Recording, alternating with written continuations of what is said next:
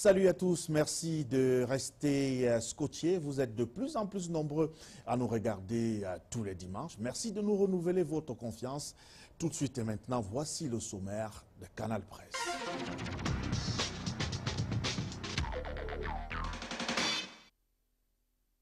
Presse, le Cameroun a sa déclaration des droits des pauvres journalistes. 91% sont locataires, 40% sont sans contrat de travail, 6% bénéficient d'une couverture de sécurité sociale et finalement, 45% ont l'intention de quitter le métier, selon le syndicat des journalistes employés du Cameroun. La presse est assurément le parent pauvre du renouveau. Au plan global, très peu d'organes ont le statut d'entreprise et quand cela est le cas, elles bénéficient par pitié de l'aide publique à la communication privée, par opposition à la redevance audiovisuelle qui revient à la seule CRTV, média d'État au plan des écritures, mais en pratique, média gouvernemental. À titre comparatif, les pays de même taille que le Cameroun allouent des milliards à la presse beaucoup moins plurielle.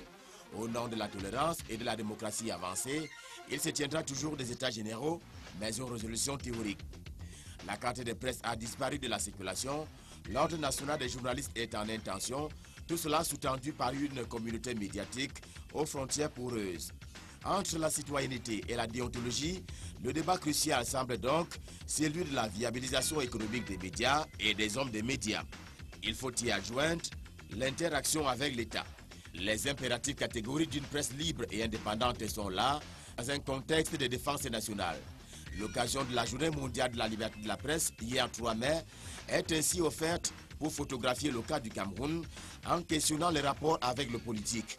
Par exemple, pourquoi le président Paul Biya ne tient-il pas de conférences ou de points de presse avec sa presse? Si la pauvreté doit mourir au Cameroun, cela passe par le travail et les travailleurs. Surtout pas ceux qui bénéficient du redéploiement familial. En vérité, si l'on ignore le poids exact de l'informel, l'on sait à contrario le potentiel des travailleurs sociaux. Sinon, on ne projeterait pas à 35 000 le nombre de personnes à dépister volontairement s'agissant de VIH-Sida d'ici à l'an prochain. La fête du travail a éloigné de nous l'ennui, le temps d'une célébration. Mais chaque jour, le travail semble confiné dans le besoin et le vice, le besoin d'un salaire décent, le vice étant les mesures tordues liées à l'instinct de survie. D'abord, le système de rémunération actuel. Il est mensuel et apparemment favorise la pauvreté. En plus, la prime ne fait pas le moine. Enfin, la sécurité due et au travail. Seulement 10% à l'état actuel des choses, dixit Paul Biya. La pratique et les délégués de personnel sont essentiellement facultatifs, bien au contraire de la volonté politique que le temps appelle à interroger. Comme ils sont donc dans l'air du temps, reparlons du travail et des travailleurs camerounais. Ce programme, c'est votre rendez-vous que vous prenez chaque semaine. L'émission est proposée en direct et simultanément sur Canal 2 International, sur la radio 8 FM et sur la toile à l'adresse internet www.canal2international.net. Canal Presse, voici une émission qui donne un sens à l'actualité. Bon appétit à tous.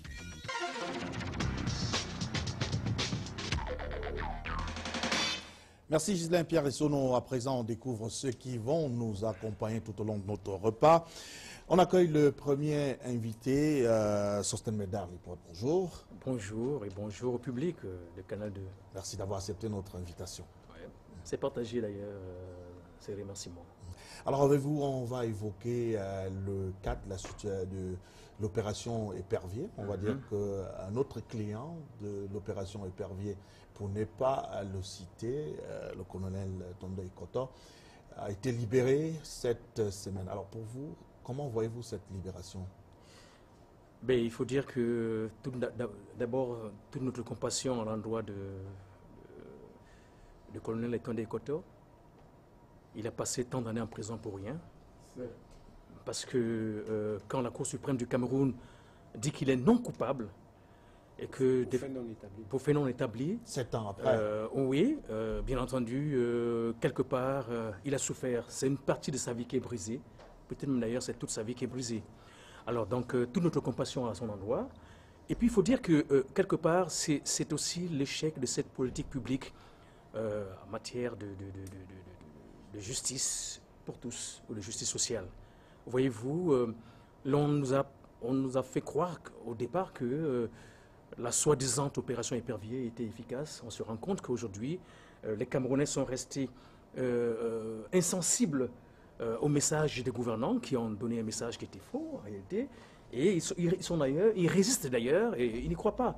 Et d'ailleurs, on se demande bien d'ailleurs si le pouvoir exécutif et le chef de l'État et ceux qui ont initié l'initiative donc de cette opération épervier, eux-mêmes n'y croient plus.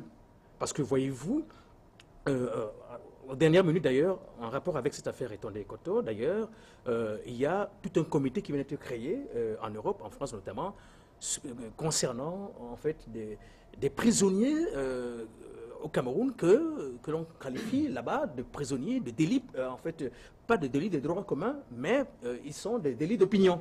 Donc des prisonniers politiques. Au rang desquels King qui est en prison, au rang desquels Marafa et on s'est rendu compte que depuis que la soi-disant opération a démarré, en réalité, vous avez encore vu la mascarade récemment en termes de procédure et en termes d'embrouillamini avec la soi-disant affaire Bapes. Et on se rend compte que, quelque part, ceux qui pilotent cela n'ont même pas pensé le projet en tant que tel, et c'est au pif.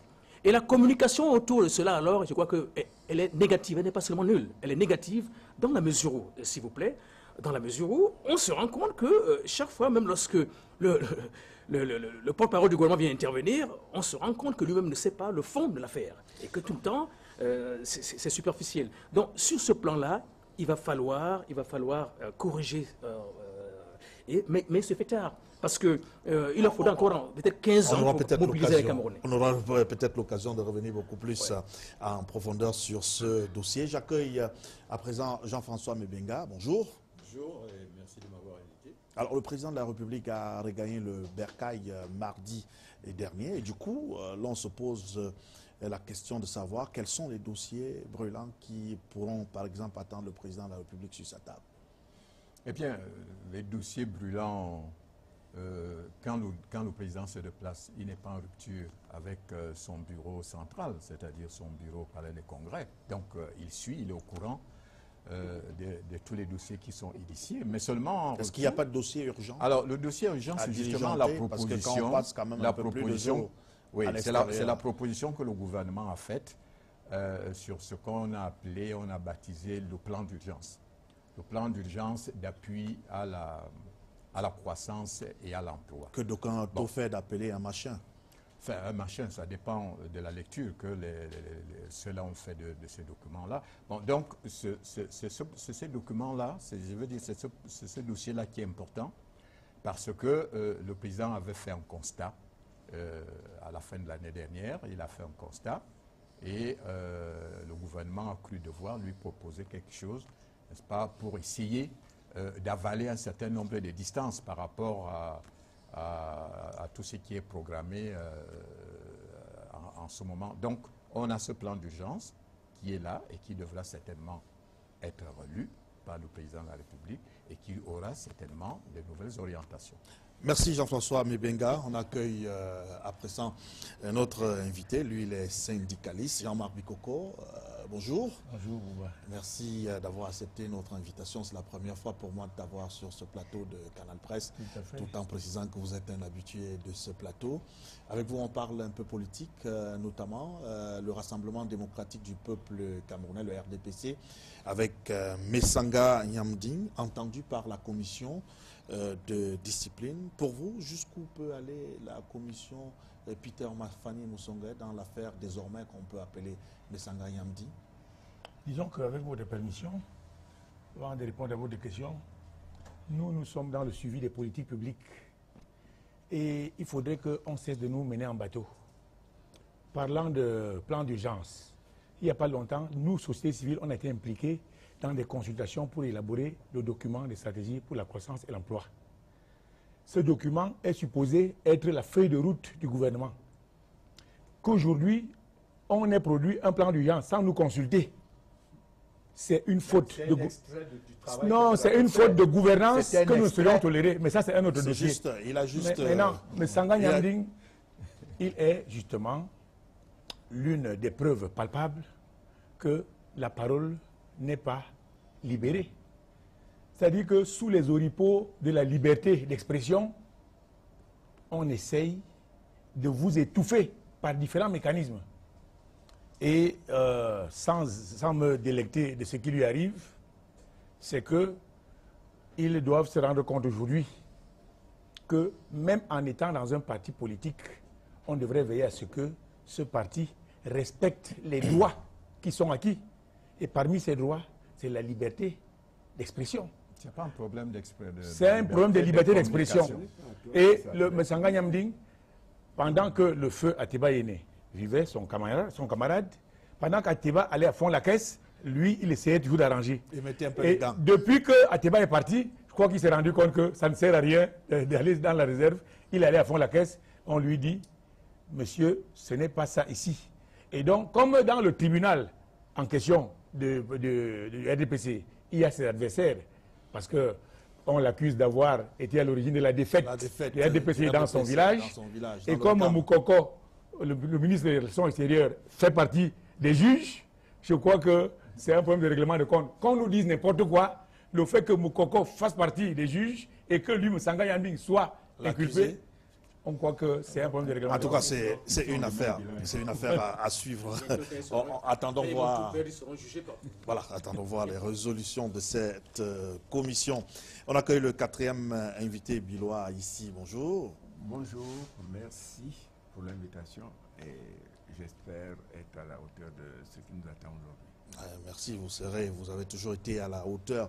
Avec vous, on évoque cette malheureuse situation du retour du chef de l'État mardi dernier.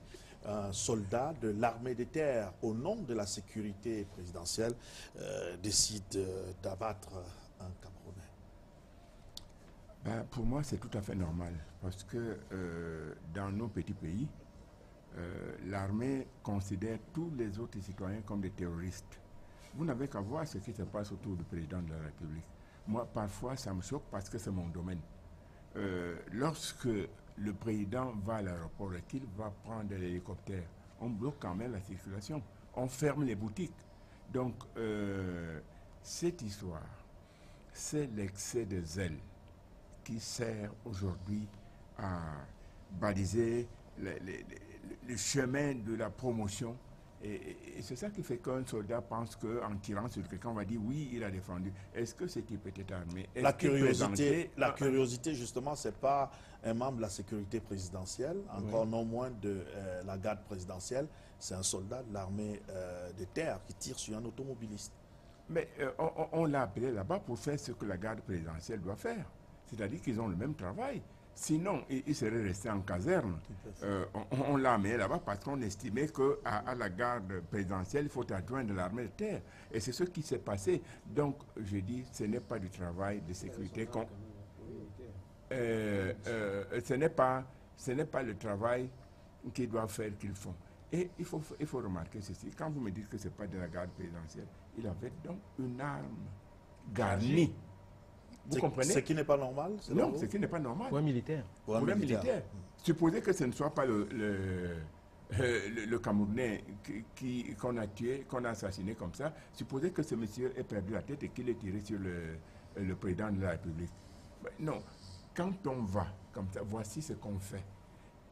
On prend des précautions. Chaque soldat arme son arme, il tire pour qu'on voit que l'arme est vide. Que ce monsieur se soit retrouvé avec une arme. Avec des munitions. Avec des munitions. On a pensé que le danger était tellement grave qu'à la garde présidentielle, il faut adjoindre l'armée de terre. Mais je dis, ce n'est pas cela. Le fond du problème est lequel? Le fond, c'est qu'on nous vend la quincaillerie de la mort pour ce genre de sale boulot. Parce que nos armées ne peuvent pas gagner des guerres. Regardez, lorsqu'il y a des problèmes, quelque part, il suffit de quelques rebelles qui mettent toujours l'armée en déroute. Vous comprenez? Il doit ici, avec son célèbre sobriquet, le commissaire X, quand il parle de sécurité, il sait bel et bien de quoi il parle. On accueille à présent le 5e invité, Christophe Robekono, bonjour. Bonjour aux téléspectateurs de Canal Presse. Avec vous, on va parler sport. Le Cameroun est candidat à l'organisation de la Coupe d'Afrique des Nations 2019. Et d'ores et déjà, le ministre des Sports et de l'Éducation physique, Adoum Garoua, a entamé une visite des chantiers pouvant accueillir cet événement. Quelles sont, selon vous, les chances que le Cameroun puisse remporter pas la compétition, mais l'organisation de cette compétition? Disons que si on pouvait compter sur une administration performante, on n'a pas les concurrents ne sont pas à la hauteur du Cameroun. Si on retrouve l'Algérie, la Côte d'Ivoire. Bien sûr. Si vous voyez ce que le Cameroun a apporté au football africain, il n'y a que, dans une certaine mesure, le Nigeria ou le Ghana pour pouvoir, comment je veux dire ça, faire contrepoids. Oui, pour faire contrepoids. Le nombre de, comment je veux dire ça, de Coupe d'Afrique des Nations gagnées, mais surtout une médaille olympique, qui est un trophée international, mondial, et un quart de finale à la Coupe du Monde, le record des participations à la Coupe du Monde en Afrique. Mais Bobby, je pense que quelqu'un vous dira que ce sont pas, c'est pas le palmarès qui vous donne, qui vous confère l'organisation. Il faut des infrastructures. Ce que le oui, mais je pense que lorsque vous organisez une compétition comme celle-là, la CAF sait très bien que vous avez un programme soit de réaménagement de vos infrastructures, soit même de construction.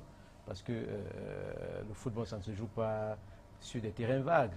Et le Cameroun reste quand même une vitrine au niveau continental en matière de football. Tout le monde aimerait bien venir visiter le pays de Roger Mila, de Samuel Eto'o, de Thomas Nkono, d'un certain nombre de stars qui ont fait la fierté du continent en Afrique, mais surtout en Europe au niveau mondial. Non, je pense que nos chances les chances du Cameroun sont grandes. Sauf que de ce qu'on suit à travers des rumeurs, moi je n'ai pas fait un travail dessus. Il y a toujours déjà des coups de coude parmi ceux qui se proposent comment je veux dire ça, à accompagner le gouvernement dans ce projet. C'est un cabinet qui ont même proposé l'idée que le Cameroun fasse acte de candidature pour cette affaire-là. Ces cabinets-là sont mis de côté. Vous savez comment ça se passe chez nous. C'est ça qui peut compromettre, de mon point de vue, les chances du Cameroun, dans la mesure où on n'a pas toujours coutume d'associer les intelligences et les forces, mais très souvent de positionner les amis. On précise que la candidature du Cameroun sera face à celle de la Côte d'Ivoire, de l'Algérie, la Guinée-Conakry et de la Zambie. À présent, on marque une autre pause juste pour feuilleter l'actualité telle que traitée par nos confrères. C'est pour vous et pour nous. C'est par Debo Harley, en DB.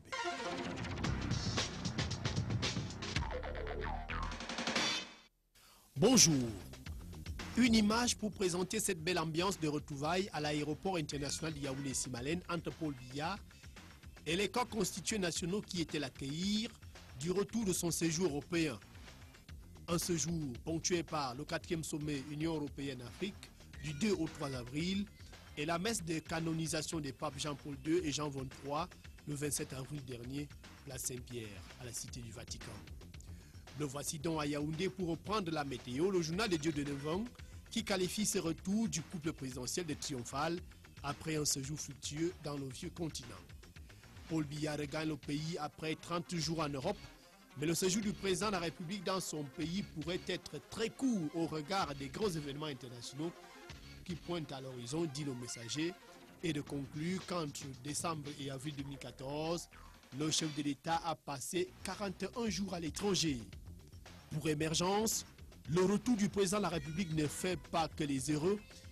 Il y en a qui ont intérêt à ce que le président Paul Biya soit adepte des longs séjours à l'extérieur du pays. Il y a d'ailleurs une brouille en l'air sur les préparatifs de la fête du 20 mai et l'argent prévu à cet effet. Selon nos messagers, 40 millions mobilisés par le président de la République pour permettre aux partis de la majorité présidentielle de préparer le défilé n'ont servi que 20 leaders au lieu de 24, d'où la grouille. Du même journal, il est question d'Edouard Etondo Ekoto acquittés, mais encore détenus à la prison de Newbel. C'est alors que Cameroun Tribune nous rapporte que la Cour suprême a établi un non-lieu en faveur de l'ancien PCA et l'ex-directeur général et 8 autres collaborateurs. L'ex-directeur général Siam Siwe voit sa peine réduite à 25 ans de prison. De l'anecdote, on apprend que la chambre haute est au bord de l'implosion entre démission du bureau, conflit d'autorité et salaire impayé. Le coût descend désormais à 99, écrit fatalement et de façon irréversible les pages d'un chaos rendu inévitable. En visite au Cameroun, le chef de mission du FMI parle d'une forte croissance et d'une faible inflation du pays. Selon Mario Desamarossi, le Cameroun est sous pression budgétaire, alors que le gouvernement veut atteindre les 6% de croissance en 2014 à travers un plan d'urgence pour diapason. Ce n'est autre qu'une moquerie du Fonds monétaire international. À la une de Ouest Littoral, les meilleurs établissements de l'Ouest et les 30 meilleurs du littoral. Un document publié par notre confrère à quelques jours du baccalauréat. Les statistiques, aussi bien à l'Ouest qu'au littoral pour l'année 2013, sont riches en enseignements. C'est à lire. À dimanche.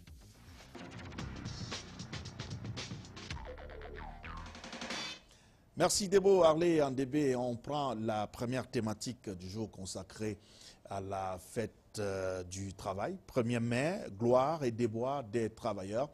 Nous allons essayer de creuser pour mieux comprendre cette thématique. La première question, je vous la pose, Sosthène Médard Lipote. La fête du travail est une journée de réjouissance ou alors de protestation selon vous? Davantage une journée de revendication des droits des travailleurs.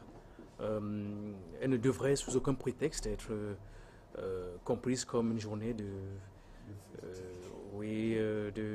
d'agape, comme c'est vu, ou alors de corruption, tous azimuts, tel qu'on le voit très souvent.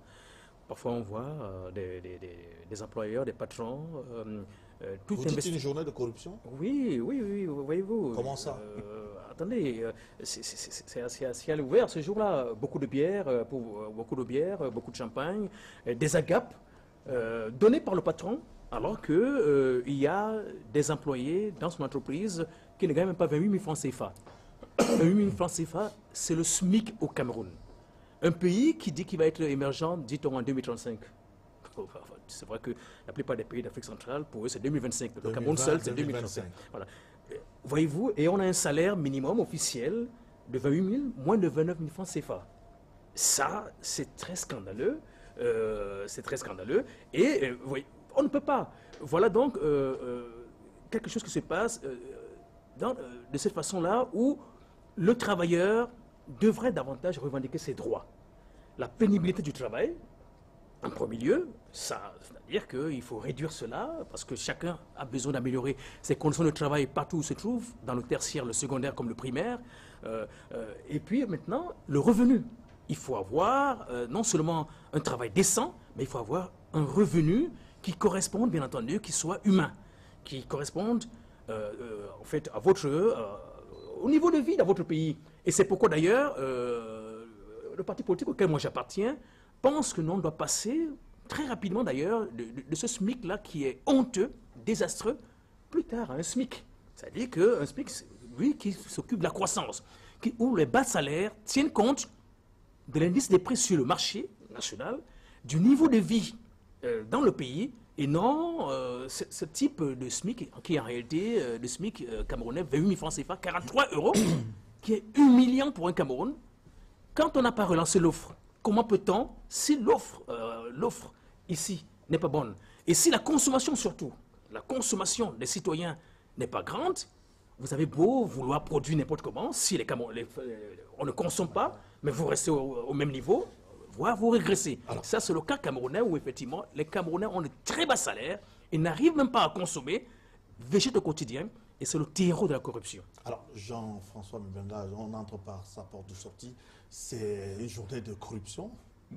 Non, mais je crois que là, on ne peut pas le dire, on ne peut pas l'affirmer. Je crois que nous avons un syndicaliste là. J'aurais deux choses à dire. D'abord qu'au niveau de ce qui se passe chez nous pour cette fête, nous connaissons l'histoire de cette fête-là, qui est, je crois, qui est née que l'international socialiste a, j'allais dire, implémenté en 1864. La révolte a eu lieu, je crois, en 1381, dans la périphérie de Londres, des travailleurs. Bon, donc, ça ne peut pas être une journée de beuverie.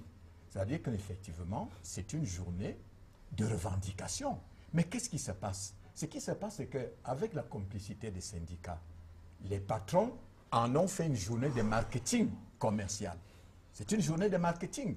Vous avez toutes les marques qui défilent, les produits qui défilent, on vous dit que c'est ça le meilleur produit, etc. On utilise, n'est-ce pas, les employés. Chaque société utilise ses employés pour assurer la publicité. Comme des mascottes. Ces jours-là, comme des mascottes. Merci. Donc, voilà l'erreur des syndicats. Okay. Or, si les syndicats se sont laissés faire. Bon, alors, la deuxième chose que je voudrais dire, c'est pour répondre à mon collègue Médard sur ce qui parle du SMIC. Alors, je voudrais lui dire que la base de la mondialisation aujourd'hui, c'est le transfert des technologies et des capitaux des pays à haut salaire aux pays à bas salaire, n'est-ce pas, avec des industries de main-d'œuvre. Alors, ça veut dire que le bas salaire, c'est justement pour rendre une économie compétitive. Parce que vous voulez produire. Si vous voulez produire avec des coûts de production élevés, vous n'allez vendre nulle part. Okay, bon, donc, c'est une base qui est là, mais je voudrais vous dire que tous les Camerounais ne touchent pas 28 000 francs. C'est indicatif, c'est le plancher. C'est-à-dire c'est le plus bas salaire qui existe au Cameroun. C'est le donc, salaire minimum. Tous les Camerounais ne gagnent pas 28 000 francs. D'accord. Et je vous dis que ces salaires-là ont une fonction. Si vous vous levez, vous avez une économie qui n'est pas équilibrée et vous vous mettez à déverser des salaires, non seulement vous allez tomber dans l'inflation, mais vous allez faire faillite. D'accord. Ok, peut-être Jean-Marc Bikoko qui a été interpellé. D'abord, juste une précision. Oui, une précision. Je crois que lorsqu'on vient ici pour parler, nous voulons dire des choses qui peuvent faire avancer notre pays. Je crois qu'il est important qu'on ne dise pas excusez-moi, qu'on ne dise pas des bêtises. Ok, merci pour la précision. Je ne sais pas à qui ça s'adresse, mais ok, d'accord. Jean-Marc Bikoko, moi je voulais vous relancer sur cette querelle chaque fois dans l'organisation de la fête du travail. Chaque année, on assiste à cette querelle. Qui doit organiser la fête du travail au Cameroun? Le ministère du Travail et la Sécurité ou alors les syndicats?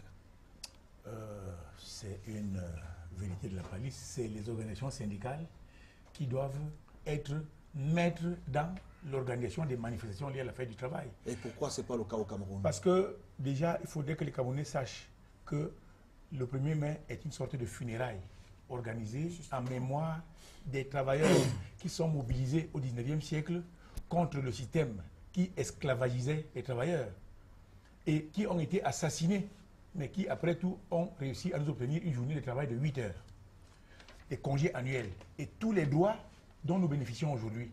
Alors, il est incroyable que ces funérailles soient organisées par le bourreau. Le gouvernement... Comment expliquer cela, justement? Cela s'explique par le fait que le Cameroun a tiré les leçons de l'histoire. C'est-à-dire que les premiers leaders politiques camerounais sont des anciens syndicalistes. Exact. Et dans la rotation des cadres, le gouvernement redoute qu'avec un syndicalisme fort, des hommes politiques assez outillés pourraient le mettre en difficulté. Et donc, tout est mis en œuvre pour que le mouvement syndical soit faible. Alors, parmi nous, on a aujourd'hui 11 confédérations. Il y a au moins 9 qui sont gouvernementaux. Et donc, du coup, ces organisations travaillent pour le gouvernement pour que rien ne se fasse. La centrale que je dirige, depuis 8 ans, nous ne sommes pas dans l'organisation officielle. On a une manifestation parallèle en Vogada, où nous pensons que c'est à nous de dire comment ça se manifeste. Vous voulez nous faire quoi que vous ne faites pas partie des 9 autres qui... Non, nous faisons le syndicalisme libre et indépendant. Les autres font ce qu'on appelle le syndicalisme d'accompagnement. C'est-à-dire qu'ils accompagnent allègrement le gouvernement dans sa politique antisociale. Et nous pensons que ce jour, on doit faire sortir les revendications.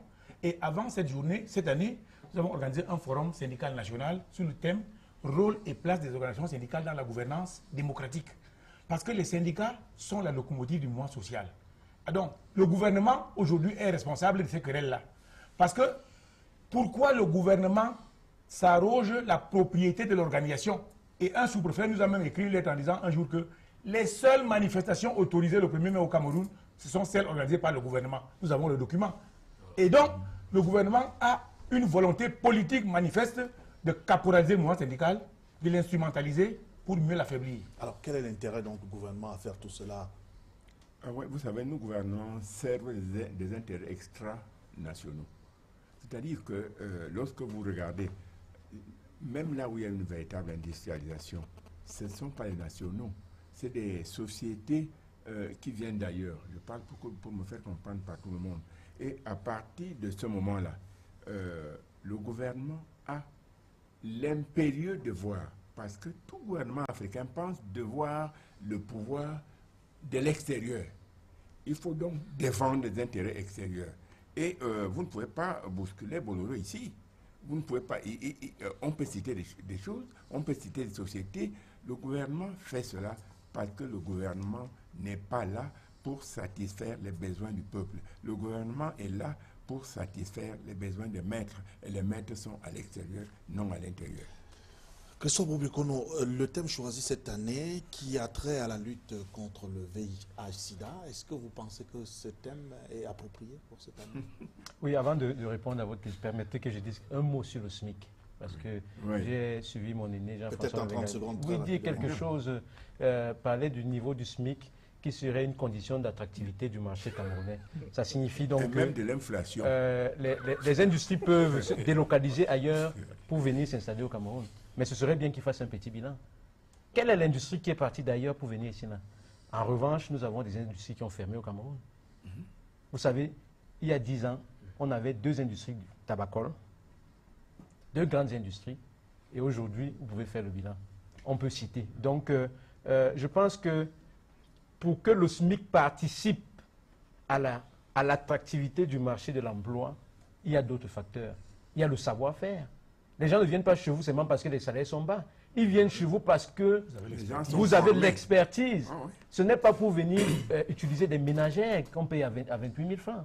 C'est pour utiliser, comment je dis ça, des techniciens. Pour revenir à la question. Or, au Cameroun, on fait venir des soudeurs. Non, là, de l'étranger. Je parle là, je parle de quelque chose qui a été vécu au Cameroun au niveau du chantier naval, dans le comment je vais dire ça, dans le chantier du pipeline. Donc il ne faudrait pas dire des choses. Je pense que vous parlez du SMIC, je ne sais pas si c'est le même SMIC. C'était juste une.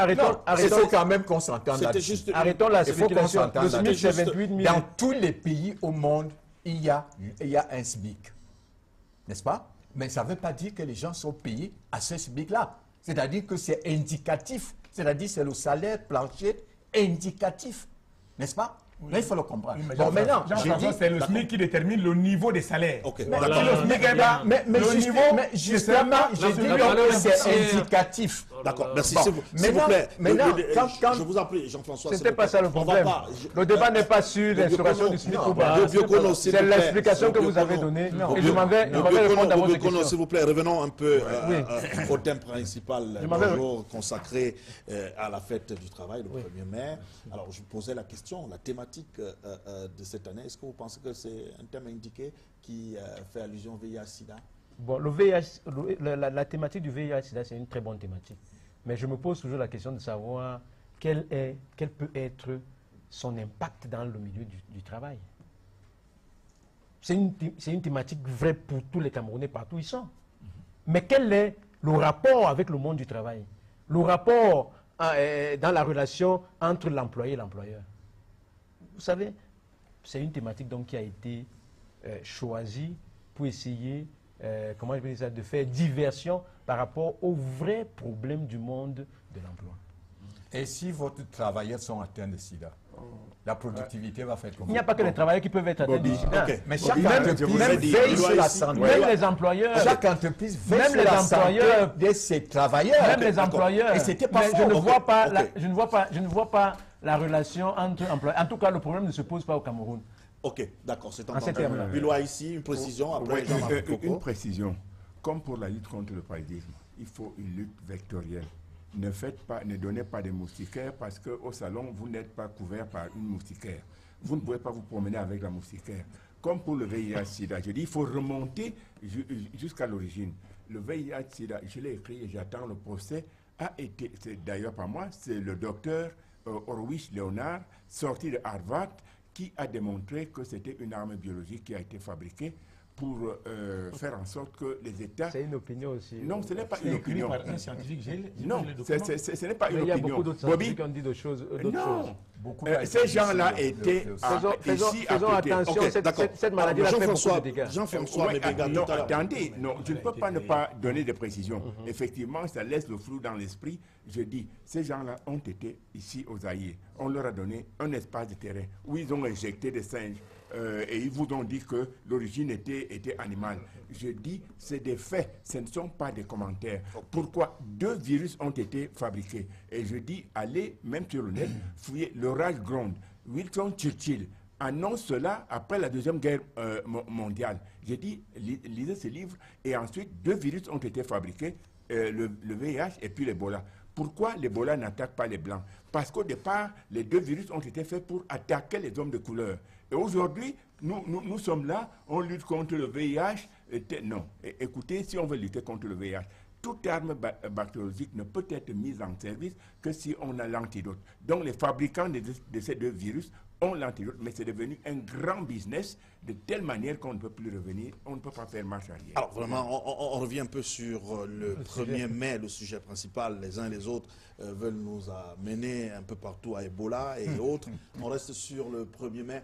Jean-François Mébéga, je voulais vous relancer tout à l'heure, vous semblez pointer un doigt accusateur sur les syndicats qui, selon vous, seraient responsables d'un certain nombre de choses. Moi, je vous repose la question, quelle est la responsabilité du mouvement syndical dans la dégradation des conditions des travailleurs? La dégradation des conditions des travailleurs, là, il y a d'abord un problème de conjoncture économique. Vous voyez, nous avons une conjoncture économique qui n'est pas en ce moment la plus heureuse, mais qui est en pleine amélioration, n'est-ce pas?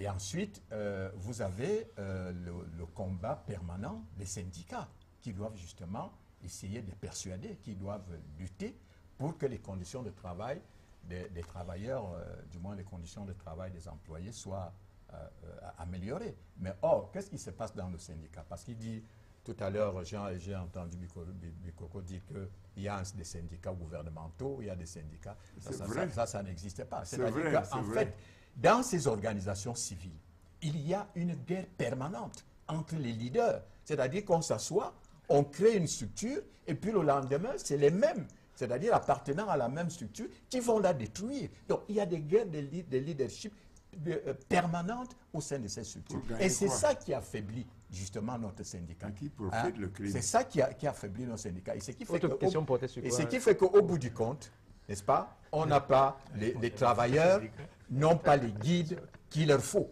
D'accord. Okay. Donc, je dis, il y a 2 choses. Il y a un problème de conjoncture économique. D'accord. Et en ce moment, nous savons ce qu'elle est. Alors, et la deuxième chose, les porte-paroles, n'est-ce pas, des travailleurs ne sont pas des gens stables.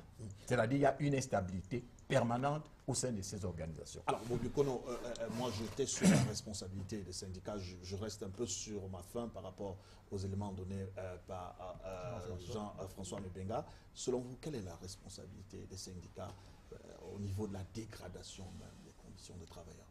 Non, je ne pense pas que les syndicats soient d'un très très grand impact dans la vie des entreprises. C'est pour cela que Jean-François est embarrassé. Il ne peut pas. il aurait voulu avoir un sujet sur lequel il vous dit voici la responsabilité, mais il ne la trouve pas. Il y a une réponse dans sa non-réponse. Le syndicat a été suffisamment affaibli pour qu'on puisse lui donner une quelconque responsabilité par rapport à la situation au niveau au dynamisme, au niveau du dynamisme de l'entreprise, de la dégradation des conditions de travail dans l'entreprise. Oui, nous pensons que les syndicats ont un rôle majeur à jouer, mais il ne faut pas travestir la réalité, comme je l'entends, comme nous l'entendons sur ce plateau. Il ne faut pas la travestir. On sait très bien que des syndicalistes tels que Louis Sembès, ici au Cameroun, ont été combattus, père son âme, il est parti il y a quelque temps, et que certains le sont à l'heure actuelle. Je sais aussi de quoi je parle. Moi, j'étais syndicaliste, j'étais délégué du personnel à la CRTV, vous le savez très bien. Et nous avons contribué à améliorer vos salaires, nos salaires là-bas. Donc, c'est des fonctionnaires notamment, et de tous les personnels, et d'autres conditions. Qu'est-ce que cela veut dire? Or, nous savons ce que font nos gouvernants. Ils passent le temps, notamment au Cameroun, à vouloir diviser donc, Diviser pour les mieux syndicalistes, à les avoir dans leur poche, à les corrompre. C'est pourquoi je parle de corruption. Je crois que vous C'est à tous les niveaux, la corruption. Oui, oui. Ils cherchent par tous les moyens, mais tout le monde n'est pas corruptible. Apporter le milliard, l'hypothèse ne prendra pas cela. Parce que, oui, ils pensent que c'est la défense des droits de tous les travailleurs qui est importante. Un peu comme d'ailleurs, en fait, ce que nous faisons, je peux vous le dire, parce que quand nous parlons de gouvernement, parlons aussi de ceux qui s'y opposent. Nous qui nous opposons à ce gouvernement-là, nous, par exemple, au MRC, nous avons pensé qu'en réalité, vous aurez dû, par rapport au thème que vous avez choisi sur Cameroun, parler des travailleurs en relation avec l'eau, avec l'énergie, avec l'électricité. Oui. Mais là, s'il vous plaît, jamais ce genre de décision. mais là, vous parlez subitement Qui sont genre, préoccupants. de sida, comme un cheveu dans la soupe. Le sida est avec nous, parmi nous. C'est comme si subitement les travailleurs camerounais étaient les plus grands malades de sida, en fait, et que vous les stigmatisiez. C'est une stigmatisation. Parce que là, ça ne passe même pas. Si vous avez fait comme nous, où nous, on a essayé de rappeler aux travailleurs que, en fait, ils doivent travailler et qu'ils ont besoin d'énergie. On a parlé de notre parc productif. Mais ils ont besoin d'être en bonne santé. Attendez. Jean-Marc Oui, Bikoko, oui, parlons- ils ont besoin de d'être cela. en bonne santé. Mais ces s'il vous plaît, travailleurs. ne nous ramenez pas sur le Vous sida. vouliez- mais les Jean-Marc Camerounais sont Bikoko, conscients de ce que on vous va- avez fait. On va avancer, s'il vous plaît. Jean-Marc Bikoko, parlant de la dégradation des conditions de travailleurs, je voulais peut-être vous poser la question de savoir où en sommes-nous avec la réforme de la sécurité sociale au Cameroun? Voilà autant de chantiers étouffés par le système en place pour qui les préoccupations et les problèmes des Camerounais ne constituent pas une priorité. Parce que à l'époque, il nous souvient que le ministre Nkili, ministre du Travail et de la Sécurité sociale, avait organisé toute une rencontre d'états généraux de la sécurité sociale. On avait acheté tout le matériel réservé, il y avait même des intervenants qui étaient liés au Cameroun. Et la veille à 17h, On a annulé. le forum a été annulé après qu'on ait dépensé plus de 250 à 300 millions de francs CFA. Et donc, tous les travaux scientifiques préparatoires sont là avec les projets qui sont. Alors, pourquoi cela ne passe pas aujourd'hui? C'est parce que pour le gouvernement, la priorité est ailleurs. Et le Cameroun, comme a dit Bilo ici, les dirigeants camerounais ne travaillent pas pour le Cameroun. Ils travaillent pour l'étranger et pour eux-mêmes. Et c'est cela qui se passe aujourd'hui dans le cadre des différentes privatisations. Pendant qu'on se préoccupe à céder nos entreprises aux étrangers, ceux qui travaillent à l'intérieur, on ne soucie pas de leur situation. Alors nous, les syndicats, on a beau crier pour l'amélioration et nous disons que c'est le gouvernement qui encourage cela. Pourquoi? Un jour comme le 1er mai 2014, au lieu qu'on choisisse pour thème l'amélioration des conditions des Camerounais, un préalable pour l'émergence en 2035, on dit, travailleurs camerounais, ensemble, luttons contre le VIH-Sida. Comme si le VIH-Sida était la maladie la plus meurtrière. Pour vous, c'est une Le camarade, incommunité? c'est même une provocation. Oh oui. Le camarade Tombes est mort d'hépatite sévère. Les maladies hydriques sont les plus meurtrières au Et Cameroun. donc, Du que nous manque apporte de ce l'eau. thème, comme s'il n'y avait pas d'autres maladies, c'est la provocation. Et comme c'est le BIT, parce que le jour du lancement, vous avez vu que c'est le BIT qui a lancé un projet et qui a été porté par le gouvernement. Sûrement que les fonctionnaires du ministère, au passage, s'en sont mis plein les poches pour que ce projet-là... Et vous allez voir, je vous mets au pari, après le 1er mai, vous allez encore parler de ce projet-là. Personne ne pourra plus voir le VIH-Sida porté par les gens. Alors, Bilois, ici, est-ce qu'au Cameroun, le travail décent est une réalité dans le secteur public et le secteur privé, selon vous? Pas une réalité, je crois qu'il faut rêver. Aller dans le secteur public. Ah, c'est un leurre. Oui, c'est un leurre. Aller dans le secteur public, dans les bâtiments publics, les toilettes qui marchent par extraordinaire sont celles du ministre. Oui. Non, non, c'est exact. Pour ne prendre que ce cas-là. Je dis, lorsque nous parlons, nous devons avoir à cœur l'avenir de ce pays. Je le dis, nous n'avons qu'un pays, c'est le Cameroun. Donc, qu'on fasse ce cinéma, de toute manière, nous paierons jusqu'au dernier cadran, comme dit la Bible. Parce qu'on ne peut récolter que ce que l'on sème. Donc, il n'y a pas... Personne ne se soucie, comme dit le syndicaliste, personne ne se soucie de l'amélioration des conditions de travail. Non, parce que ce n'est pas la priorité. La priorité chez nous, c'est lorsqu'on vous nomme d'avoir rapidement quelques villas, beaucoup de voitures, beaucoup de petites, et des comptes bien fournis. Les petites sœurs, vous voulez dire? Petites sœurs, non. Non, ils sont loin de la religion. On vous a compris. Oh, donc, la préoccupation. Sinon, monsieur, dites-moi, avec un gouvernement comme le nôtre, plein de docteurs, de professeurs, et nous faisons la marche à reculons, ça veut dire que la préoccupation n'est pas celle de l'amélioration, ni des conditions de vie des travailleurs, ni du peuple, qui, me semble-t-il, devrait demander des comptes à ces gouvernements. Alors, Christophe Bobiokono, les statistiques montrent que 90% de travailleurs au Cameroun exercent dans le secteur informel. Pourquoi, selon vous? Parce que le secteur formel est faible. Et il est faible parce que les conditions ne sont pas réunies pour que les entreprises se développent. Vous savez, il y a quelques années, j'étais rédacteur en chef d'un journal thématique, les cahiers de mutation, et j'avais fait un dossier sur l'industrialisation du Cameroun. Et un homme d'affaires, je ne vais pas le nommer ici, que j'avais interviewé dans le cadre de ce dossier-là, disait que lorsque vous êtes un industriel, que vous avez par exemple votre industrie qui est implantée à Garoua, à Menganga, ou ou même à Bertois, si vous devez faire venir une marchandise, un intrant pour votre de Chine, il est plus facile que cet intrant-là parte de Chine, voyez-vous là où se trouve la Chine, pour arriver au Cameroun, que cet intrant-là parte du port de Douala pour se retrouver là-bas. Parce qu'il y a un problème d'infrastructure. Il y a un problème d'infrastructure de transport. Il y a un problème d'infrastructure énergétique. Vous voyez vous-même ce que les Camerounais connaissent avec la question d'AES Sonel. Il y a évidemment des problèmes de santé, puisque lorsque vous avez une société d'eau qui tourne comme,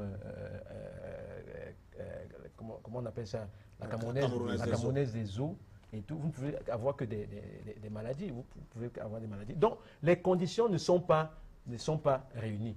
Il y a des efforts qui sont faits au niveau du ministère des PME et au niveau du ministère du Commerce et tout, pour faciliter la création des emplois. Il y a des guichets qui ont été créés qui font en sorte qu'aujourd'hui, si ce n'est que pour les formalités administratives, c'est très facile de créer, une entreprise. Mais les autres conditions ne suivent pas toujours. Et ça fait que c'est surtout dans le secteur, c'est-à-dire que si quelqu'un ne peut pas trouver de l'emploi dans le secteur formel, il est obligé d'aller se débrouiller dans le secteur informel. Jean-François Mbébenga. Non, mais c'est absolument faux de dire que 90% d'emplois au Cameroun sont des emplois informels. Soyons sérieux. C'est combien? C'est combien? 90%. C'est combien? C'est combien? Alors, donc, nous avons les chiffres de l'INS, l'Institut national des statistiques. C'est combien? C'est combien? Parce que nous avons des entreprises au Cameroun qui offrent des emplois décents aux Camerounais. Nous avons déjà l'État, nous avons la CDC, nous avons beaucoup d'autres entreprises. C'est donc combien votre chiffre? Écoutez, ça ne fait pas 90%. Il y a combien de milliers d'employés qui évoluent dans ces entreprises-là pour dire que cela équivaut à 90% d'emplois informels? Si vous permettez, je voudrais opposer à Jean-François les chiffres du gouvernement. C'est pour dire que... en 2012, le gouvernement a recruté 25 000... Juste une précision. Le gouvernement a recruté 25 000... Et Jean-François, le gouvernement a recruté 25 000... offert 25 000 diplômés. Mais à la fin de l'année, le ministre, je crois, de M. Pérévet a dit qu'il y avait eu création de 250 000 emplois. Oui. 250 000, ça fait plus... 10 fois plus que ça. Alors, 10 fois. Emplois informels. Et lorsqu'il a fallu, attendez donc, lorsqu'il a fallu, il faut préciser l'emploi. Oui, mais lorsqu'il a fallu donc expliquer comment est-ce qu'on avait pu créer 250 000, on a dit c'était dans le secteur informel. Bon, ça c'est parce qu'il faut pas mototaximène, les vendeurs. Il faut pas confondre. Ensuite, il faut pas confondre. Vous n'allez pas quand même contredire un ministre du gouvernement. J'ai dit ne confondez pas l'auto-emploi. Parce que l'auto-emploi n'est pas un emploi informel. Ça, il faut le comprendre. L'auto-emploi n'est pas de l'emploi informel. Ça, c'est une chose qu'il faut comprendre. Ensuite, vous avez des emplois décents dans toutes les autres entreprises. Mais maintenant, il y a un emploi informel. C'est ces gens, c'est de la débrouillardise. C'est ceux qui sont dans la débrouillardise, qui sont dans des emplois informels. Alors, vous n'allez pas dire que 90% d'emplois relèvent de la débrouillardise au Cameroun. Ok, juste une précision de Sosthène Médard Lipote, après on termine avec...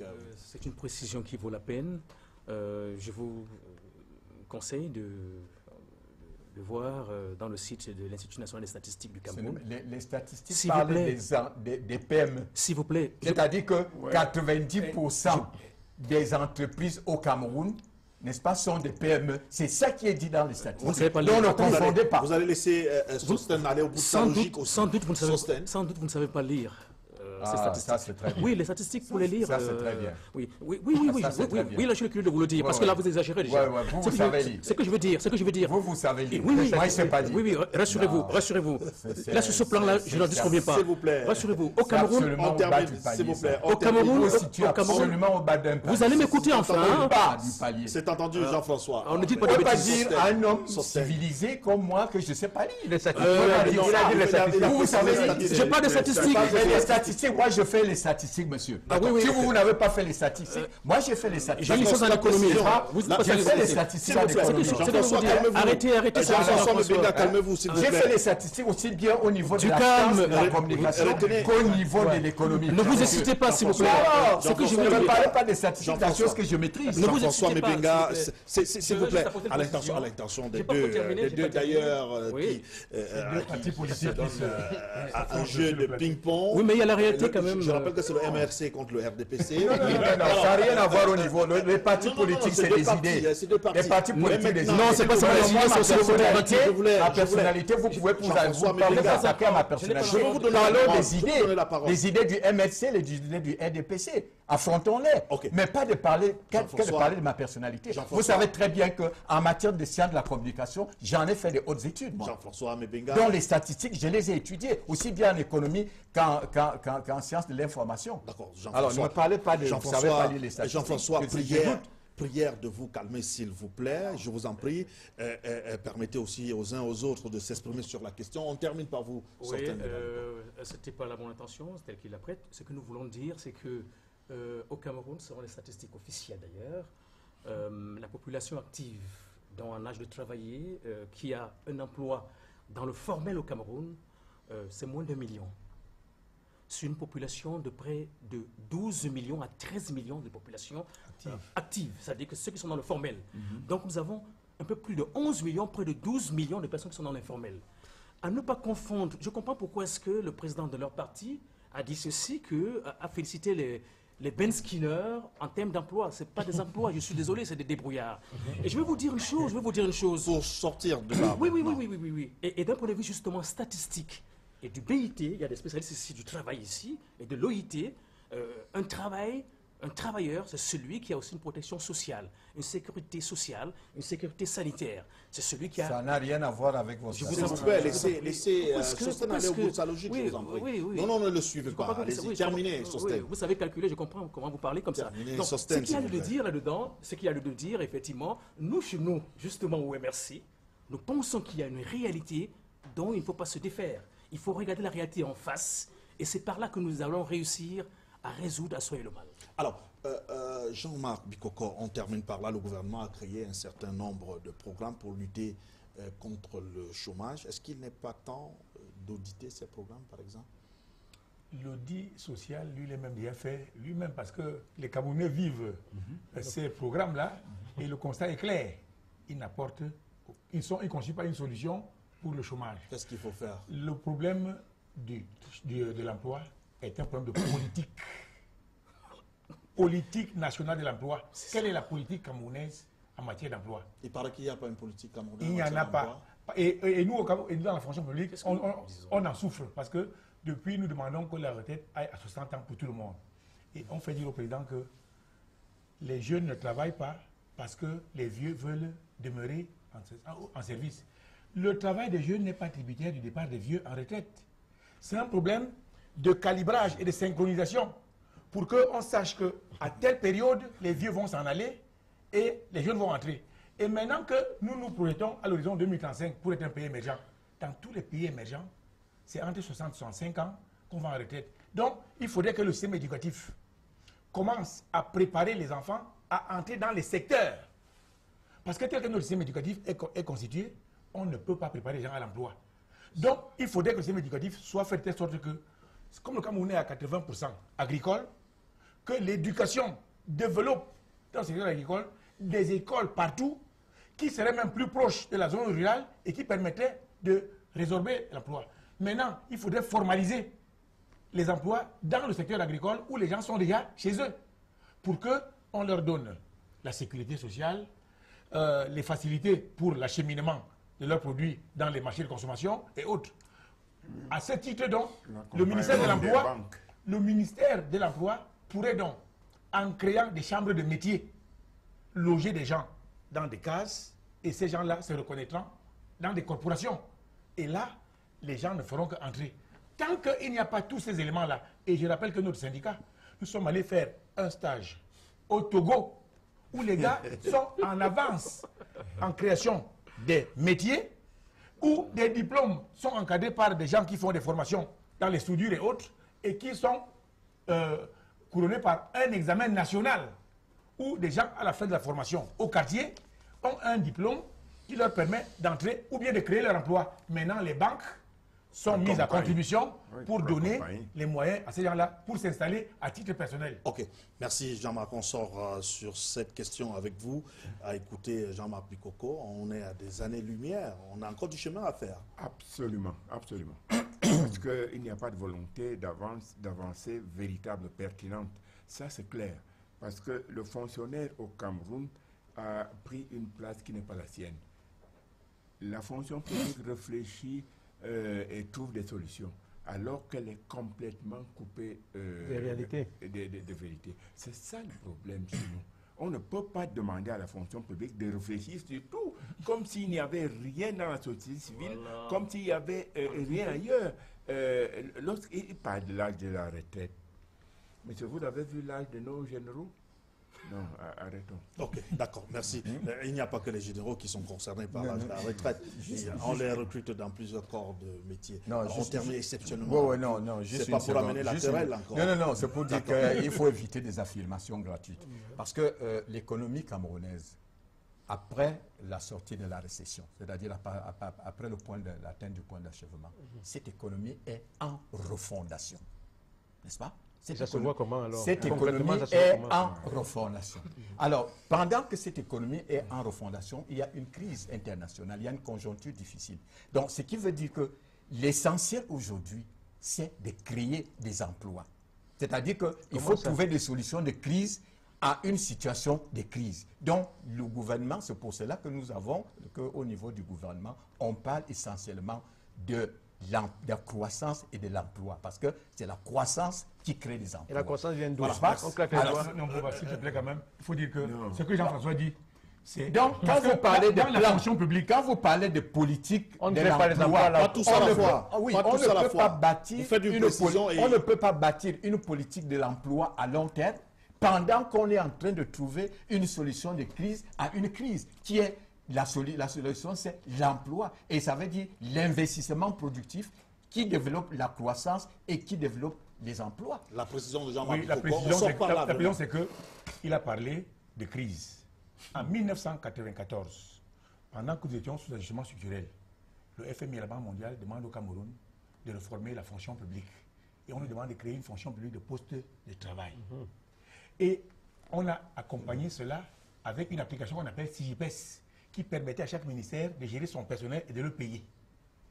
De 1994 à 2014, on n'en est pas encore à une fonction publique de poste de travail. La preuve, le chef de l'État, au détour d'un discours, 10 février, dit recruter 25 000.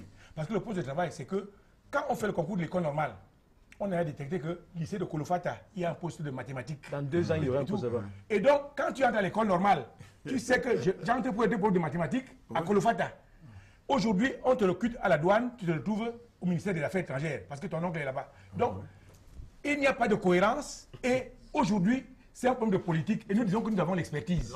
Moi, je suis fonctionnaire au Cameroun, et nous disons que nous sommes des consultants internationaux, nous pouvons travailler pour notre pays. Mais comme quelqu'un doit être quelqu'un derrière quelqu'un, qui est quelqu'un derrière quelqu'un, notre gestion des ressources humaines fait du mal au Cameroun. Voilà. Il faudrait que l'expertise camerounaise soit mise à contribution pour construire le Cameroun. Vous comprendrez qu'on est très loin encore de la gloire et même des déboires des travailleurs. C'est pas terminé. Il faut être quelqu'un derrière quelqu'un pour être quelqu'un, pour reprendre Jean-Marc Bikoko. On marque une pause pour prendre la deuxième thématique du jour.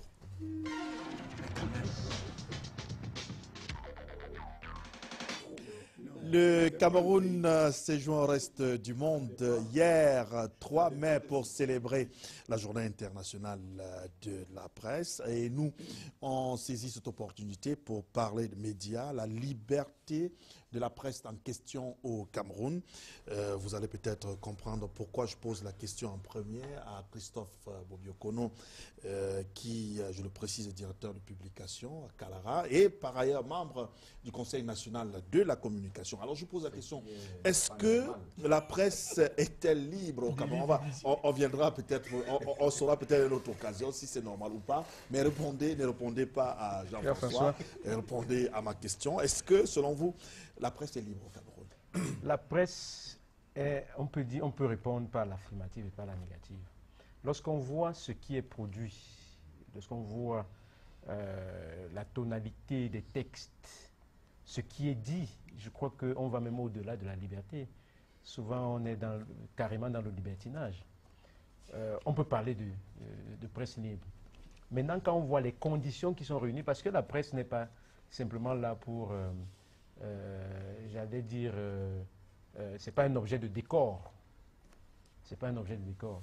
La presse participe au jeu politique dans un environnement pluraliste comme le nôtre. La presse accompagne la démocratie. La presse éduque les citoyens. Donc la presse offre aux citoyens les outils pour qu'ils puissent décider. Et cet outil-là, c'est quoi? C'est une information. C'est une information de qualité. Pour décider sur un dirigeant, pour faire, départager deux partis politiques, il faut être très bien informé sur ce que ces partis politiques-là font. Et vous pensez que la presse camerounaise nous pensons que son rôle? Nous pensons que de ce point de vue-là, la presse camerounaise est, je voudrais dire, superficielle. Elle ne va pas en profondeur. Elle n'a pas les moyens d'y aller. Le problème des infrastructures se pose encore. La presse se limite aux grands centres urbains, pour ce qui est de la presse écrite. Le statut, l'entreprise de presse n'a pas un statut, ça ne lui permet pas d'être performante. Le journaliste lui-même n'a pas de statut, en tout cas l'employé de presse n'a pas de statut. Et tout ça, ce sont des conditions qui, j'allais dire, sont des pesanteurs au décollage de la presse dans notre pays. Alors, Biloua, ici, pour vous, la presse est tellement libre qu'on peut parler libertinage, vraiment, au Cameroun? Non, disons qu'il y a des dérives, mais la presse n'est pas libre. Je regrette, je voudrais définir par rapport à ce qu'on dit, qu'est-ce que l'UNESCO appelle la liberté de la communication? Je vais prendre le texte de l'UNESCO qui dit la liberté de communication est le moyen essentiel de diffusion du savoir et des valeurs. Bon, à l'heure actuelle, sa fonction principale dans les sociétés démocratiques est indéniable dans la mesure où elle permet aux citoyens de s'exprimer et d'être entendus. Et par conséquent d'exercer une influence décisive sur les événements qui constituent leur vie quotidienne. Est-ce que nous remplissons ces conditions? Je réponds par non. Voici pourquoi la presse n'est pas libre. Ce n'est pas le nombre de journaux, ce n'est pas le nombre de journalistes. C'est des éléments qui trompent, ou du moins que la nomenclatura utilise pour faire croire qu'il y a la liberté.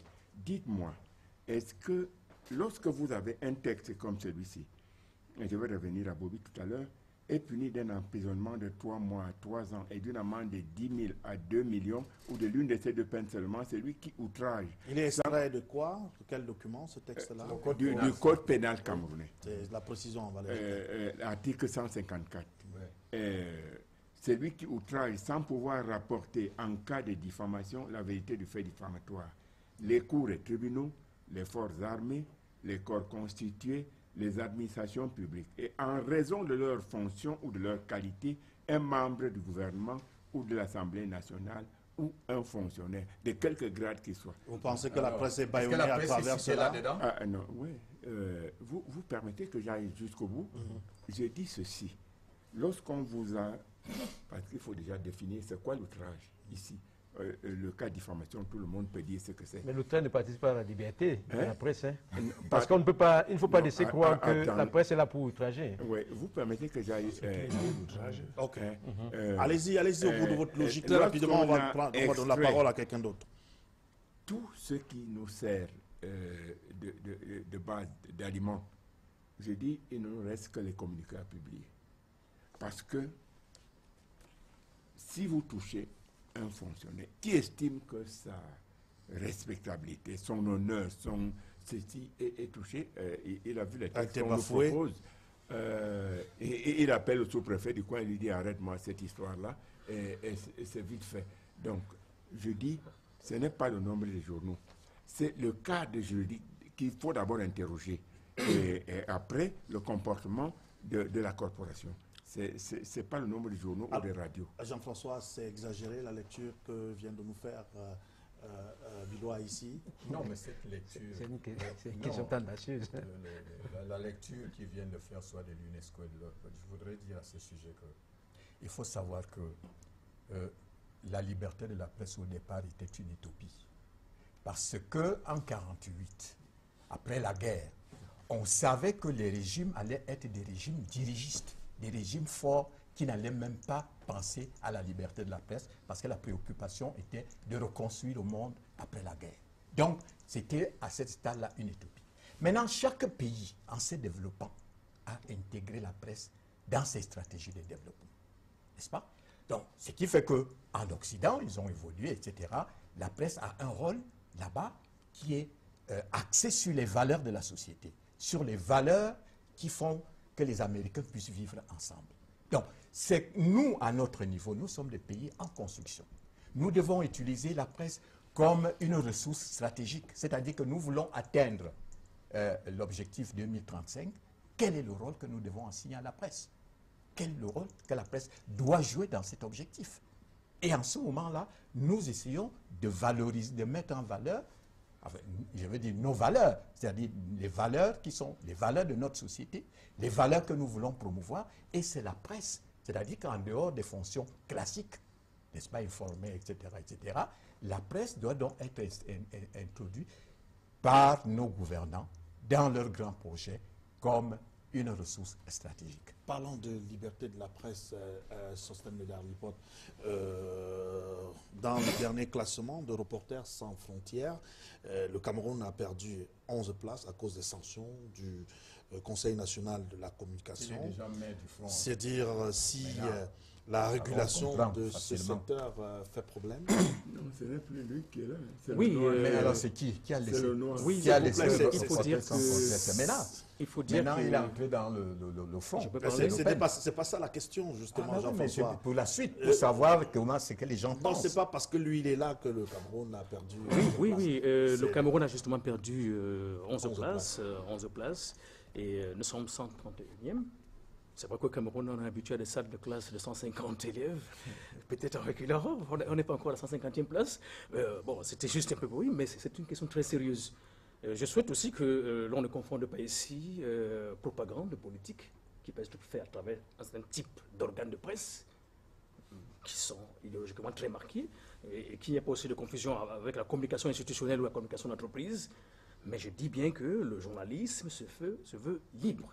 Et puis, j'ai entendu que c'était une utopie. Non, le premier amendement de la Constitution américaine porte justement sur la liberté, vous le savez très bien, de presse. Le tout premier amendement.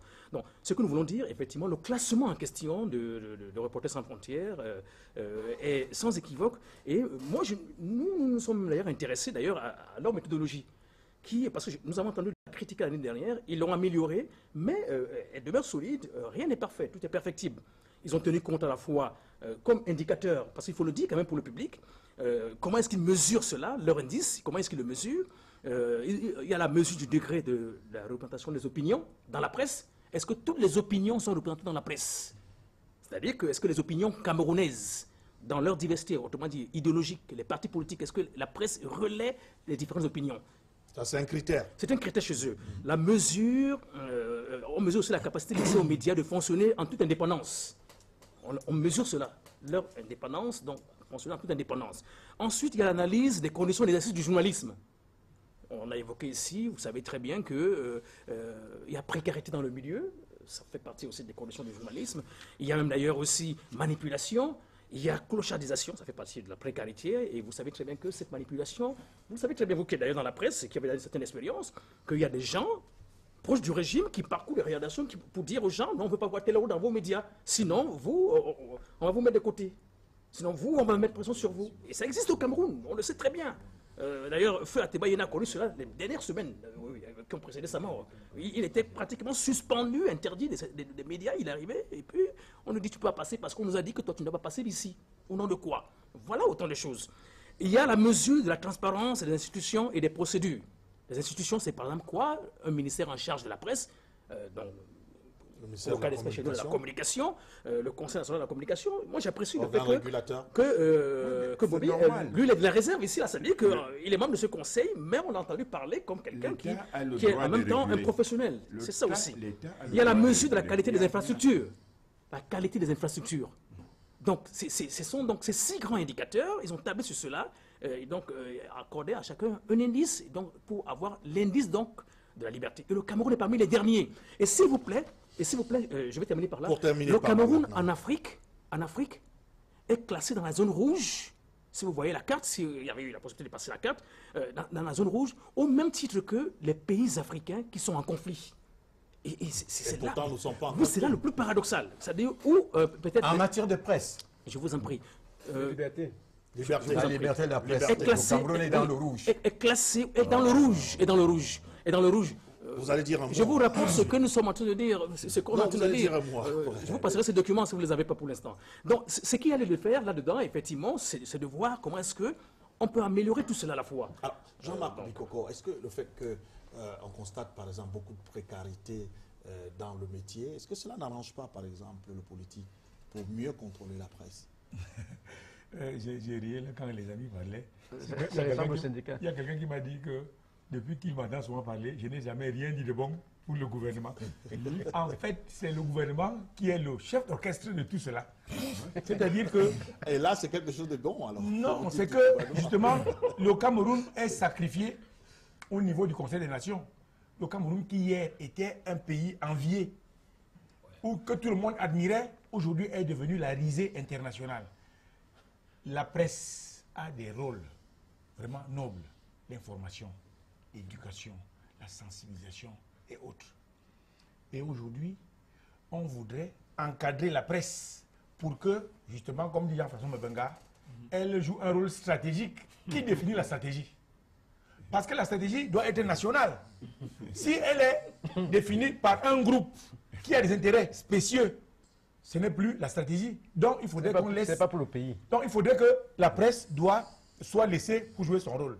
Et aujourd'hui au Cameroun, il n'y a pas de liberté de presse parce que la presse est prise en otage. Je prends un exemple. L'aide publique à la communication. Elle est donnée aux faciès. On connaît des médias qui l'obtiennent sans que personne ne les voit même circuler dans la rue. Un. De deux, je connais des chefs de service de communication des ministères, je suis fonctionnaire, qui nous ont dit qu'on leur a donné des noms des médias à ne jamais convoquer dans leurs activités.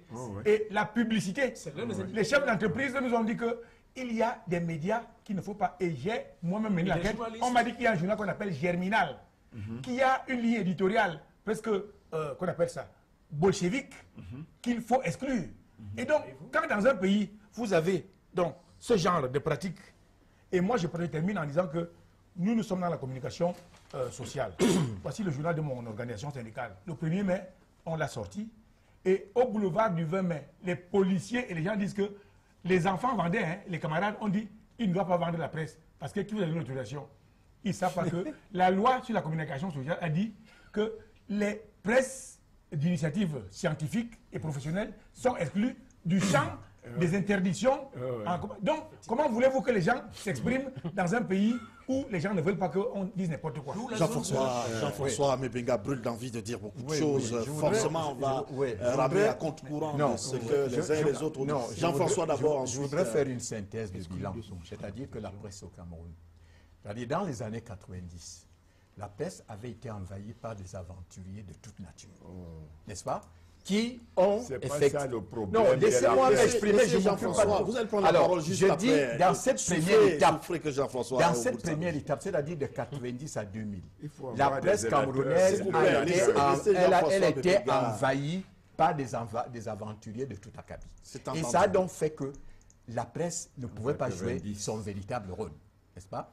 Et si vous observez bien, depuis 2000, depuis que les cadres professionnels entrent dans ce métier, depuis que des cadres professionnels organisent ce métier, la qualité de la presse camerounaise est en nette amélioration. Le métier se professionnalise. Mais oui, c'est-à-dire que la presse camerounaise se professionnalise.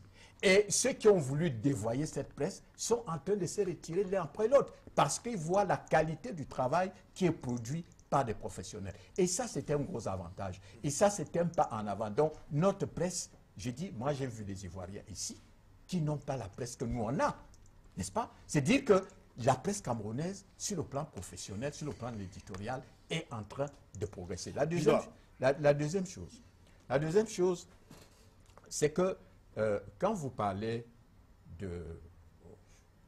Je me dis ce que je voulais dire. Quand vous parlez de ces agences de notation, c'est-à-dire Reporters et autres, vous savez, oui, il y a une méthode. C'est-à-dire qu'il y a la méthode formelle. Mais la méthode réelle, ce n'est pas celle-là. La méthode réelle, ce n'est pas celle-là. C'est-à-dire que vous pouvez téléphoner. Vous téléphonez en fonction de vos sentiments, en fonction de vos opinions. Vous téléphonez à un reporter, vous dites qu'il y a eu ceci ou il y a eu cela. Et ils ne vérifient pas, vous pensez? Mais malheureusement, parce qu'ils ont le monde entier à couvrir. Bon, donc ils ont des correspondants qui leur envoient, que ce soit les agents de notation économique et autres, travaillent sur un certain nombre de réseaux d'information qui ne sont pas toujours des réseaux justes. Bon, donc, on ne peut pas à 100% se fier, n'est-ce pas, à ces publications. Donc, ici, quand, par exemple, excusez-moi, juste pour chuter, quand le Conseil national de la communication suspend un journal, suspend peut-être un journaliste, par rapport à la dérive. Hein? Non. C'est-à-dire que quand ils le font sur la base, n'est-ce pas, des valeurs que nous voulons promouvoir dans ce pays. Mais pas sur la base de ce qui se passe aux États-Unis. Parce que vous n'allez pas comparer la presse camerounaise à la presse américaine. Ok, d'accord. C'est deux mondes. Ok, merci, c'est entendu. Donc, c'est pour dire que la presse camerounaise, elle a beaucoup évolué et elle est en train de s'améliorer davantage. Ok, on vous a entendu. Biloua, ici, je voulais un peu m'appesantir sur un pan du développement que venait de nous faire Jean-François Mebenga, dont vous ne semblez pas partager. Il a dit que le métier, on va dire, n'importe qui entre dans ce métier. Il parlait des années 90. 90 à 2000. 90 En jusqu'à 90, il y avait combien de journaux? Mais il y en a qui disent aussi que au Cameroun, quand on a tout perdu, quand on est raté dans un domaine, on vient dans la presse, on devient du jour au lendemain directeur de publication et on est parachuté rédacteur en chef sans aucune formation. C'est quand même une réalité aussi, non? Non. L'ignorer serait être malhonnête. Je dis ceci. La formation est un pan important, mais elle n'est pas essentielle dans le cas du Cameroun. Il y a beaucoup de journalistes, beaucoup de bons journalistes. Et lorsque on vous dit ce qu'on vous dit, j'ai vu des ministres de la communication créer des journaux et recruter n'importe qui pour tirer sur tel ou tel autre ministre. Donc, il faut faire très attention. Je dis ceci, le problème, c'est la viabilité économique des entreprises de presse. Vous ne pouvez pas avoir une bonne entreprise et prendre un fainéant pour qu'il travaille. Voici ce que dit l'UNESCO. Tout financement devrait viser à encourager à la fois le pluralisme et l'indépendance. En conséquence, ce financement ne devrait être accordé aux médias publics que lorsque les autorités garantissent sur le plan constitutionnel et dans les faits la liberté d'information et d'expression et l'indépendance de la presse. Qu'est-ce à dire? Ici, la redevance audiovisuelle est confisquée par les médias publics. On n'encourage pas. Et qu'est-ce qu'on vous dit? On vous dit aide à la communication privée, 150 millions. Mais c'est une goutte d'eau. Et là encore, vous avez des gens au ministère qui créent des structures à qui on donne cette aide-là. Vous avez des imprimeries. Les imprimeries qui nous prennent l'argent pour éditer le journal, les imprimeries sont dedans. Je dis ceci. Lorsque on aura réussi à donner une base viable aux entreprises de presse, on ne parlera pas de mauvais. Et ensuite, pour les dérives, Bouba, voici ce qui se passe. Les ministres, les secrétaires généraux, les directeurs généraux créent des journaux. Et pour se régler des comptes entre eux, C'est ça qui fait la dérive dans les médias chez nous. Parce que ces journaux, regardez, lorsqu'il y a un événement important, tout de suite, il y a 3 ou 4 journaux qui naissent. Mais vous ne vous posez pas la question comment ça se fait. Et ensuite, lorsque quelqu'un donne 500 exemplaires par semaine à Messa Presse pour la distribution, comment il fait pour paraître toutes les semaines? Voilà. Il faut se poser la On question. sort de cette question rapidement avec vous. Une dernière question pour vous et pour Sostène. Le comité de suivi des États généraux s'est réuni cette semaine. Que doit-on attendre de ce comité? Moi, je crois que ce comité-là, on doit garder espoir parce qu'on espère toujours que quelque chose de bien en sorte. Mais on a le devoir de dire notre inquiétude par rapport à un certain nombre de choses. Je voudrais prendre un exemple. L'une des résolutions fortes des États généraux de la communication, c'était la mise en place d'un ordre national des journalistes, créé par une loi, pour permettre donc une vraie régulation de la presse. Parce que certains politiques essaient de diviser la corporation et pour chaque fois brandir cela comme l'argument qui fait qu'on ne fasse pas confiance aux associations de la corporation. Mais de tous les documents que j'ai vus au cours de la réunion du comité de suivi, il n'y a aucun qui parle de cet ordre national des journalistes. On a proposé tout autre chose. Ça signifie que les gens ont dévoyé les résolutions des États généraux qui se trouvent consignées dans le rapport. Rapport qui est un instrument de travail qui a été distribué à tous les participants. Et on fait des propositions de création d'organismes budgétivores. Un organisme pour gérer la carte de presse, un organisme pour faire ceci, cela, alors que, tel que ça se fait dans certains pays, l'ordre, l'association fêtière de la presse peut permettre de réguler.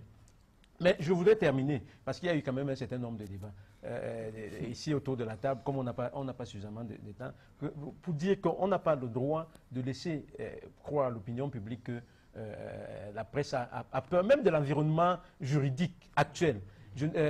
Pour ce qui concerne, comment je peux dire ça, la répression des infractions de presse. Je pense qu'un journaliste professionnel n'a pas à craindre. Parce que lorsque vous avez vérifié votre information, lorsque vous l'avez, même si vous avez été trompé au départ, lorsque vous allez la recouper, lorsque vous allez la vérifier, il y a très peu de chances que vous vous retrouviez embarqué dans une situation assez compliquée. Il y a des mécanismes pour ça. Oui, je pense que la priorité n'est pas là. La priorité, c'est de mettre un environnement propice à la création des entreprises, de vraies entreprises de presse. On n'a pas développé tout à l'heure, mais on parle de la question d'aide publique à la presse, pas à la communication, pour aller aider les cousins du village et tout ça, les agences de communication, des imprimeries. Plutôt que de voir cette démultiplication de partage des perdièmes aux journalistes, il vaut mieux mettre tout cela dans la cagnotte pour que ça participe à l'enveloppe de l'aide publique à la presse. Il reste 2 minutes et vraiment on se partage les 2 minutes. D'abord avec vous, Sostène. Comment vous voyez le paysage médiatique du Cameroun demain? C'est un paysage médiatique qui est un peu à l'image du paysage sociopolitique. La gouvernance est mauvaise et donc c'est très difficile en réalité que il s'améliore. Non, ceux qui disent que, parce qu'ils ont entendu beaucoup de radios, vous voyez, tous les week-ends à Yaoundé, il y a des intermèdes dans les radios, à Yaoundé, à Douala, un peu partout au Cameroun. Cela n'est pas le signe de la vivacité de la presse, attention. Cela n'est pas le signe d'une presse libre. C'est un intermarre, tout simplement comme ça. En revanche, maintenant, lorsque le journaliste est responsable, il y a ce qu'on appelle en journalisme les moyens d'assurer la responsabilité sociale des médias. C'est très important. Ça fait appel à la fois à l'éthique, à la déontologie et bien entendu, pourquoi pas, au savoir-être du journaliste. Donc, ce qu'il y a à dire ici, pour terminer, très rapidement, moins d'une minute. Nous devons rappeler que, par exemple, les États-Unis, qui sont la première puissance du monde, ne sont pas premiers au classement en question. Ils ont régressé de 13 places, ils sont 46e. C'est la Finlande. C'est la Finlande qui est première. La Finlande qui est première. Donc, sur ce plan-là, il ne faut pas penser. Les États-Unis ont eu un problème, l'affaire Sweden, l'affaire du militaire. 30 secondes, Jean-Marc Bikopo, vraiment 30 secondes. Moi, je pense qu'il faudrait que le gouvernement camerounais se résolve à remettre le Cameroun sur les rails de la gouvernance démocratique, si on se veut un état de droit, il faudrait qu'on sache que la démocratie, c'est le pouvoir du peuple, par le peuple et pour le peuple. Bilois ici. Oui, je dis pour moi le cadre juridique est très important, mais aussi la formation, comme on dit. Et pour prendre un exemple qui est camerounais, avant que la Fondation Frédéric Herbert ne devienne ce qu'elle est, elle fait des modules de formation au moins 3 fois par an. On a laissé, mais on vous invite, on prend des services traiteurs qui prennent des millions qu'on pourrait mettre à la formation. 10 secondes, Jean-François. Enfin, moi, je suis optimiste. C'est-à-dire qu'une fois qu'on aura en place une système